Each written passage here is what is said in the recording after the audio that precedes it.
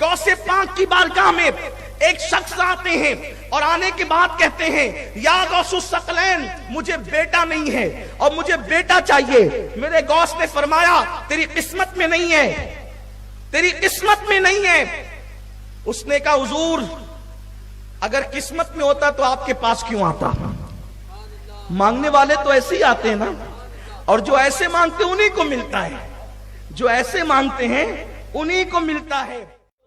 آنے والا کہتا ہے غوث الاعظم دستگیر سے سرکار قسمت میں ہوتا تو آپ کے پاس کیوں آتا؟ غوث پاک نے کہا اچھا ٹھیک ہے، میری پشت میں ایک بچہ ہے، میں چاہتا ہوں کہ وہ تجھے دے دوں، دعا کرتا ہوں اللہ وہ تجھے دے دے، بیٹا میرا ہوگا اور تیرے صلب سے پیدا ہوگا۔ ٹھیک ہے میں نے تجھے دیا، لے جا، دعا کر دی اللہ جو میرے حصے کا اس کو دے دے۔ پھر وہ بچہ پیدا ہوا، اسی کو دنیا شیخ محی الدین ابن عربی کہتی ہے۔ شیخ محی الدین ابن عربی یعنی غوث الاعظم دستگیر کی مانوی اولاد۔ وہ فرماتے ہیں، اب سنیے، وہ فرماتے ہیں کہ میں حج کے لیے گیا اور میں کعبے کا طواف کر رہا تھا۔ کون؟ شیخ محی الدین ابن عربی، یہ غوث الاعظم کے دور کے ہیں۔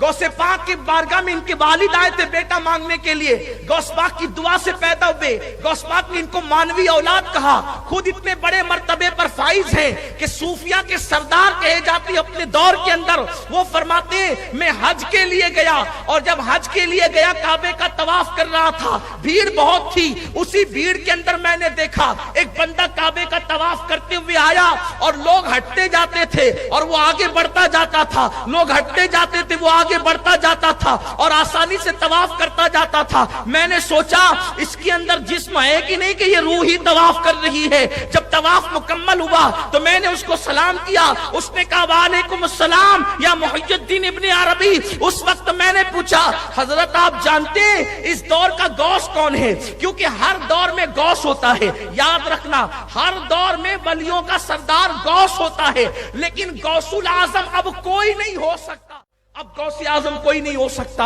امام مہدی تک، امام مہدی کی آمد ہوگی، وہ غوثیت کبریٰ کے مقام پہ فائز ہوں گے، یہ صوفیہ کا نظریہ ہے۔ لیکن غوث کوئی ہوتا ہے زمانے کا غوث، اور جتنے زمانے کے غوث ہوتے ہیں وہ صرف سادات میں ہوتے ہیں، حضور کی اولاد میں ہوتے ہیں۔ بہت سارے لوگوں کا نظریہ یہی ہے کہ جو غوث ہوتا ہے وہ خاندان رسول میں صرف ہوتا ہے۔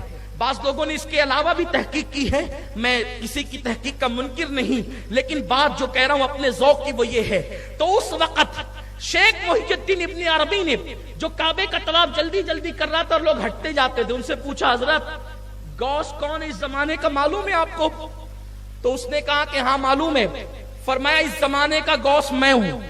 وہ جو جلدی جلدی طواف کر رہے تھے نا، شیخ محی الدین ابن عربی کے پوچھنے پہ کہا اس وقت کا غوث میں ہوں اور میرے بعد جو غوث ہوگا وہ جلال الدین ہوگا۔